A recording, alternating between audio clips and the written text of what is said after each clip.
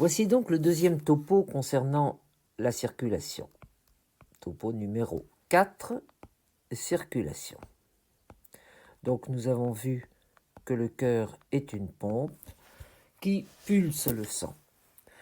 Toujours nos petits schémas, ici le cœur séparé en deux, droit et gauche.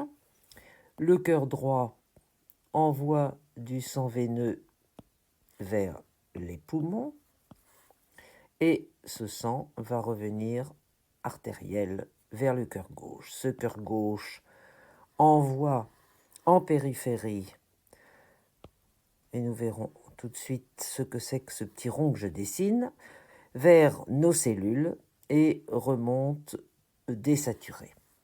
Donc le système de la petite circulation et de la grande circulation est assez clair, mais que se passe-t-il en périphérie ? Premièrement, que se passe-t-il ici au niveau des poumons ?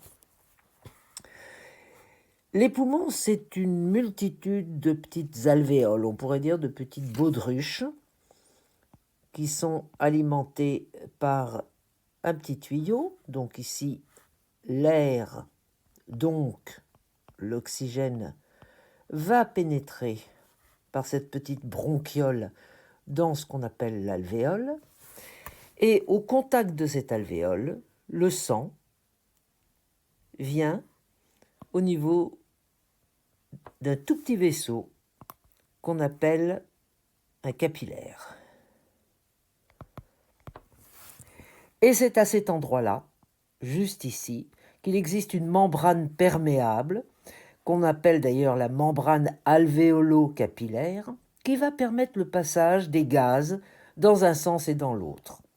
L'oxygène va quitter l'alvéole pour pénétrer dans le sang, et au contraire, le gaz carbonique va quitter le sang pour pénétrer dans l'alvéole et ensuite être expiré. Alors, ce qui est intéressant aussi, c'est de savoir que dans ce sang, ici on a représenté un petit vaisseau, il y a des éléments essentiels que vous connaissez tous, qu'on appelle les globules rouges. Et ces globules rouges contiennent une substance qu'on appelle l'hémoglobine, et ce sont ces globules rouges et cette hémoglobine qui vont servir à transporter l'oxygène.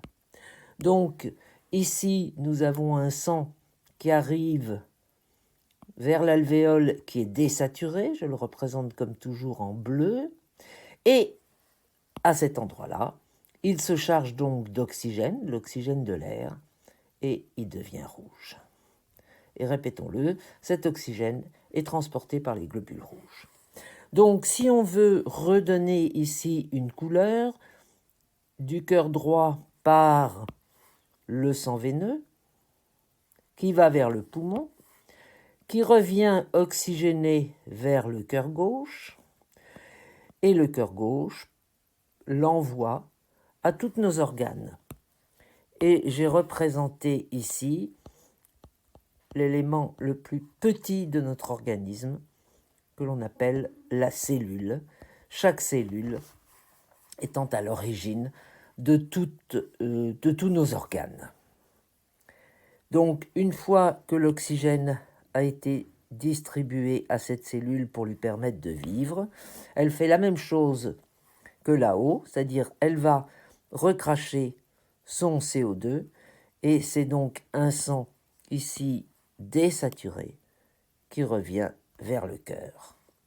Voilà encore une fois l'image de cette merveilleuse circulation sanguine avec ce mouvement incessant du sang qui part, qui revient, qui va s'oxygéner, qui va distribuer son oxygène, et ainsi de façon incessante. Ceci est donc la circulation sanguine.